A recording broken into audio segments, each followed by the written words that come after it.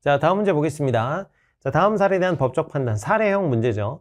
A의 부모는 여행을 떠나면서 B에게 A를 돌봐달라고 부탁을 했어요. 자, B는 자신의 반려견과 A를 데리고 친구 C의 생일 파티에 놀러 갔습니다. 근데 이제 A가 C 소유의 어항을 실수로 깨뜨렸어요. 그래서 깨뜨리고 밖으로 나가자 이제 B도 반려견을 데리고 A를 쫓아 밖으로 나갔습니다. 하여튼 뭐 우당탕탕한 상황이네요. 한편 골동품 판매업자 D는 C와 도자기 매매 계약을 체결한 바 있습니다. 도자기 매매 계약을 체결했는데 D의 종업원 E가 C의 종업집으로 도자기를 배달하던 중 이 A가 깨트리고 밖으로 나갔나 봐요. 그때 A를 보지 못해 오토바이로 A를 치어서 다치게 했다. 그리고 배달 중인 땡땡 도자기도 파손이 되었다고 합니다.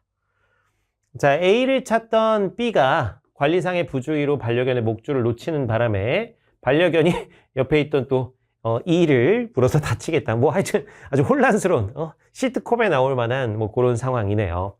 자, 한번 보도록 하죠. 자, 일단 A가 어항을 깨트린 행위는 고의에 의한 행위가 아니므로 A는 C에 대해 불법행위 책임을 지지 않는다. 뭐 이렇게 되어 있는데 고의를 한 건 아니지만 실수로 했기 때문에 이거는 고의에 의한 행위가 아니지만 과실에 의한 행위입니다. 과실에 의한 행위. 과실에 의한 행위이기 때문에 이 A가 뭐 이제 책임 능력이 있다면 불법행위 책임을 지게 되겠죠. 그래서 A에게 책임 능력이 있냐 없냐는 이제 다른 쟁점이지만 어쨌든 고의에 의한 행위가 아니므로 불법행위 책임을 지지 않는다가 아니라 과실에 의한 행위이기 때문에 이 A가 책임 능력이 있다면 당연히 불법행위 책임을 집니다. 그래서 1번은 틀렸고, 자, 2번 A에게 책임 능력이 인정된다면 자, A의 부모는 C에 대해서 법정 감독 의무자로서 특수불법행위 책임을 진다.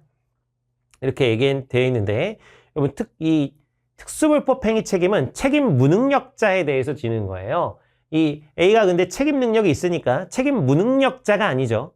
책임 무능력자가 아니니까 이 경우에는 법정 감독 의무자로서 일반 불법행위 책임을 집니다.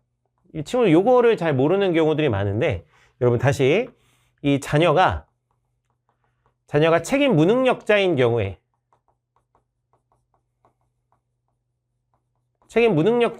는 이제 부모가 뭘 지냐면 이제 특수불법행위 책임을 지는 거예요. 특수불법행위 책임.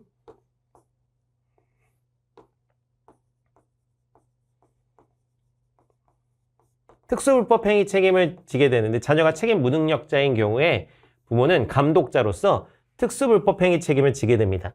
근데 자녀가 책임 능력이 있어요. 책임 능력이 있다고 하면 그래도 부모가 또 책임을 이제 미성년 자녀죠. 이 미성년 자녀가 책임 능력이 있다고 하면 이 부모가 이 경우에는 이제 일반 불법행위 책임을 집니다. 일반 불법행위 책임.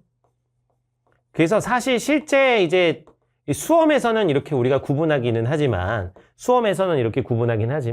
현실에서 이제 재판 같은 거 할 때는 이게 큰 쟁점은 아니에요. 이 미성년 자녀가 책임 무능력자냐 책임 능력이 있느냐 이게 이제 큰 쟁점이 되지는 않습니다. 어쨌든 부모는 이제 특수불법행위 책임을 무능력자라면 특수불법행위 책임을 지는 것이고 책임 능력이 있다면 이 책임 능력이 있는 미성년에 대해서 이 어쨌든 법정 감독 의무자로서 이제 제대로 이제 교육하거나 이루지 못했다라는 것이 있기 때문에 그럴 때는 그것에 대한 일반 불법행위 책임이 이제 적용이 됩니다. 그래서 요거는 하여튼 잘 꼭 외워두세요. 짠.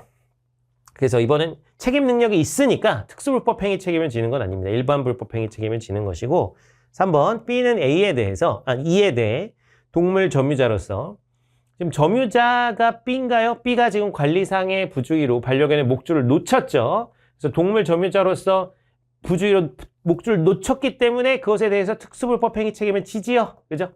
그래서 이거는 동물의 점유자 책임이다. 이런 얘기고.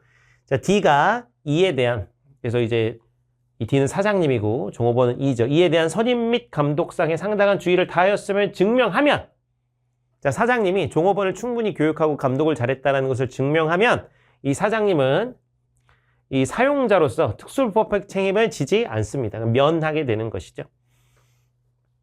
그래서 이 종업원이 한 행위에 대해서 특수불법 행위 책임을 지진 않습니다.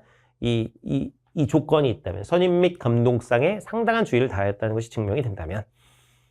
자, 그리고 이제 5번 E는 C에게, 자, E는 C에게 도자기 파손에 대한 채무 불이행 책임.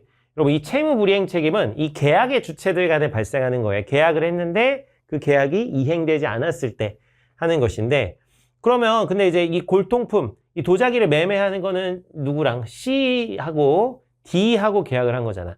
그래서 E가 채무 불이행 책임을 지는 게 아니라 계약의 당사자인 사장님이, 이 채무 불이행 책임은 사장님이 지는 겁니다. 그래서 D는 C에게 도자기 파손에 대한 채무 불이행 책임을 진다. 이렇게 가셔야겠죠. 자, 복잡하지만 잘 알아두시고 미성년 자녀에 대한 부모의 책임, 이것도 잘 봐두시기 바랍니다. 정답은 3번 되겠습니다.